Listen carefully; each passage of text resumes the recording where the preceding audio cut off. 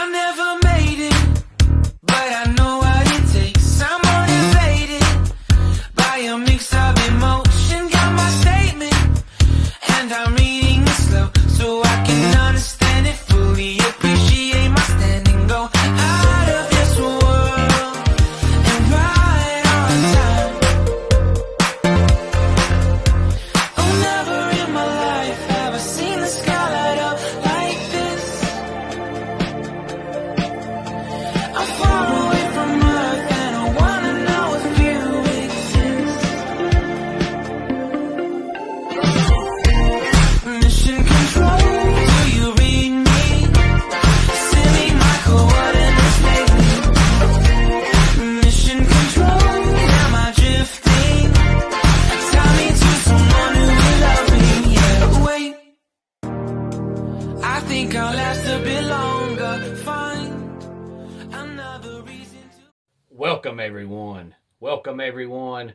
Welcome everyone to another Ref Brandon and the Todd family YouTube video. Wherever you are, whatever you may be doing, thank you so much for making Ref Brandon and the Todd family a part of your day. We always greatly appreciate it. Today we're going to be talking about college football. But before I get into today's main topic, let me quickly say that this Saturday night, April the 16th at 1681 Shirley Road, Royston, Georgia, at the Graybell Auction, we'll be having some UWF wrestling. And yes, I will be there as the referee. So come on out this Saturday night to 1681 Shirley Road to see some great independent wrestling action. Doors open at 6 and bell time will be 7 o'clock. But on to today's video. Earlier this week, I discussed an article from On3.com that was predicting the order of finish in the SEC according to Jesse Simonton. So I figured today I would go ahead and do a video predicting the order of finish in the ACC. Now this is according to Brad Crawford of 24/7 Sports. And I think everybody knows by now that I trust 24/7 Sports. They are very knowledgeable. And unlike the article from On3.com where Jesse Simonton just predicted the order of finish, this article, Brad actually predicts how many wins each team will have in the ACC. Now, he does not predict who they will beat and who they will lose to. He just predicts how many wins each team in the ACC will have. So I'm going to run down that list real quick. As always, if you have any thoughts on this list, please feel free to let me know. He's got Clemson winning 10 games, Miami 9, NC State 9, and Pittsburgh 9, and then Wake Forest with 8, and then North Carolina and Boston College are both picked to win 7 games, and then Syracuse, Louisville, Virginia Tech, and Florida State are all picked to win 6 games, Virginia 5, Georgia Tech 3, and Duke 2.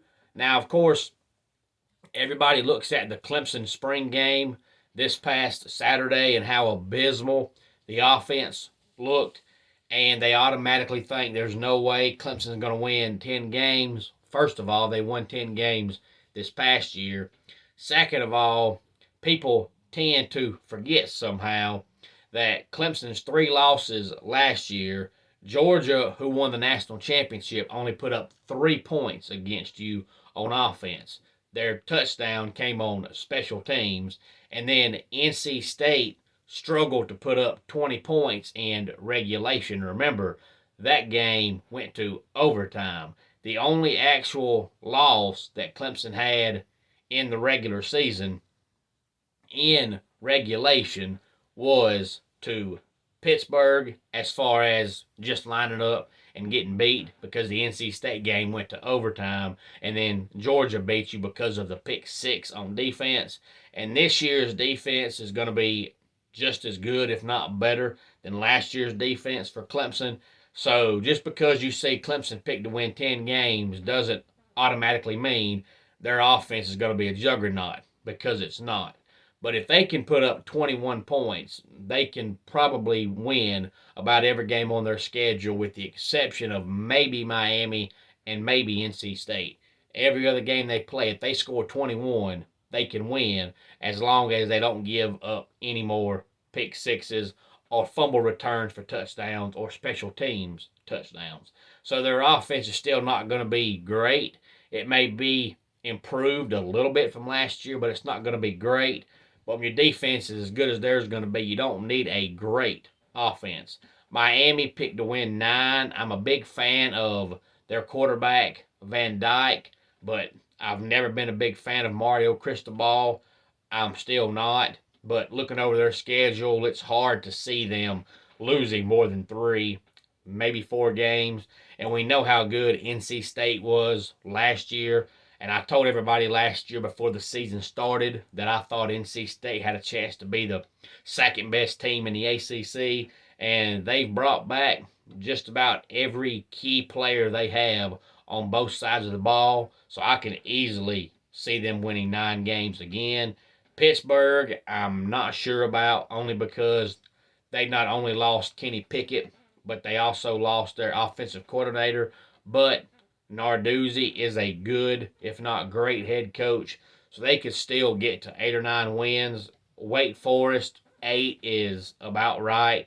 Sam Hartman is back as the quarterback, and I'm a huge fan of Dave Clawson, but they just don't have enough great players at key positions, even with Clawson being a great coach and Sam Hartman being a good quarterback. They don't have enough great players at key positions to win more than 8 or 9 games most years. Last year was an anomaly.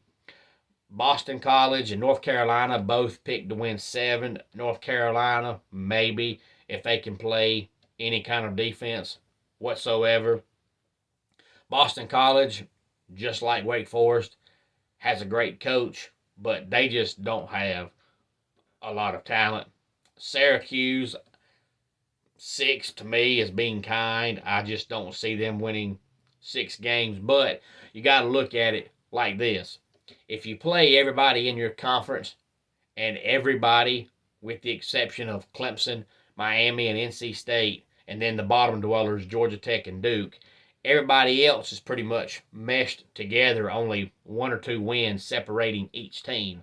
So when you've got a bunch of teams that are all mediocre playing each other, there are going to be some teams pick up wins that you didn't expect, because everybody plays pretty much everybody. So when you've got 7 or 8 teams that are on pretty much the same level playing field, you're going to see a bunch of teams win 6, 7 games. But looking at Syracuse's schedule, I wouldn't pick them to win 6 games, even though their non-conference schedule is pretty weak. And Louisville has Cunningham, who's been their quarterback since about 1952, so I can easily see them winning 6 games. And we know that Virginia Tech has a brand new head coach, so it used to be for them 6 wins would be a down year, but ever since Justin Fuente was their coach, they pretty much got 6 wins about every year.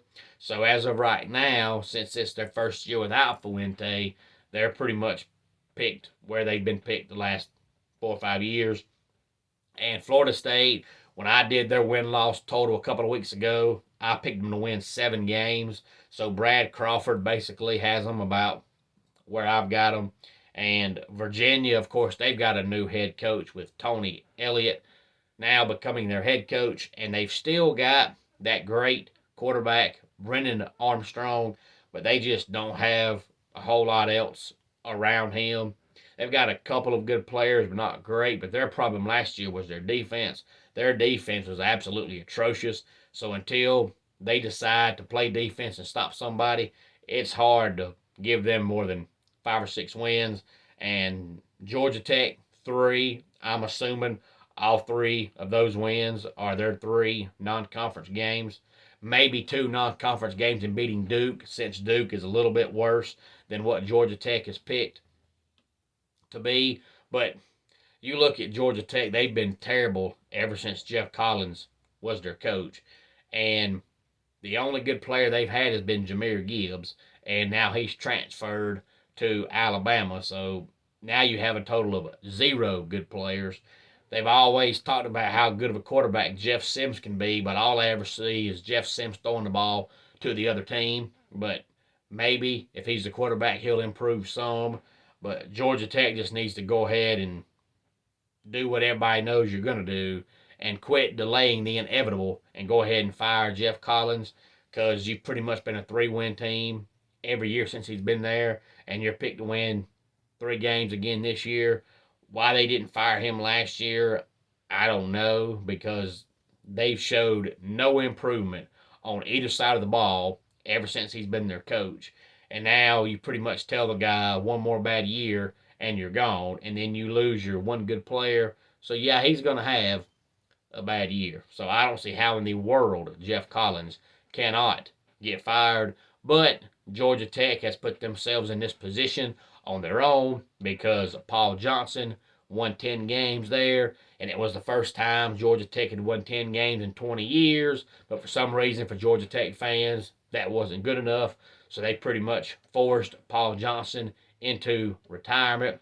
Now, I know in between all of his 10-win seasons, they were a 6 or 7-win team. But would you rather win 6 or 7 games a year and then every once in a while win 10 games? Or would you rather be a 3 or 4-win team, which is pretty much where you are now? So in my opinion, Georgia Tech has forced themselves into this position because Paul Johnson was the best coach they've ever had, but they did not like running the option offense. So now they completely suck. They're a hot pile of garbage, and it's their own fault. And we know Duke has picked to win 2 games. And, of course, David Cutcliffe was their coach for about 175 years. He has finally resigned. Now they're starting the season out with a first-year head coach, and this is his first ever coaching job. So we'll see how it goes. If you're a Duke fan, don't expect much in the first season because the guy is pretty much a new head coach running a new system. So they are going to be pretty bad. So 2 wins is probably about where they need to be. And again, this comes from Brad Crawford from 24/7 Sports. I know I said earlier in the week that since I was talking SEC, I would try to go ahead and do the ACC and the Big Ten. So I figured I would go ahead and do the ACC and give you how many wins each team has picked to get this year. And while we're talking about college football, in case you have not heard, yesterday morning it was announced that JT Daniels is transferring to West Virginia. He is going to reunite with Graham Harrell, who of course now is at West Virginia as an assistant coach, and he was the offensive coordinator a few years back when JT Daniels was at USC. I don't think it makes West Virginia a whole lot better, but it will make them a little bit better because JT Daniels is definitely better than the quarterbacks they've had under center the last couple of years. But I don't think they're all of a sudden going to become a 10-win team, but I can see them now winning about 8 games, which is not bad for West Virginia, or as their fans say, West by God Virginia. Any thoughts on that, please feel free to let me know. Let's go ahead and get our dad joke of the day in here. What do you call a zombie who doesn't joke around? Dead serious. And that wraps it up for today's Ref Brandon and the Todd Family YouTube video. Until next time, it's Ref Brandon saying, just like in pro wrestling, life can be over by the count of 3. Tell your friends and family how much you love them. Bye.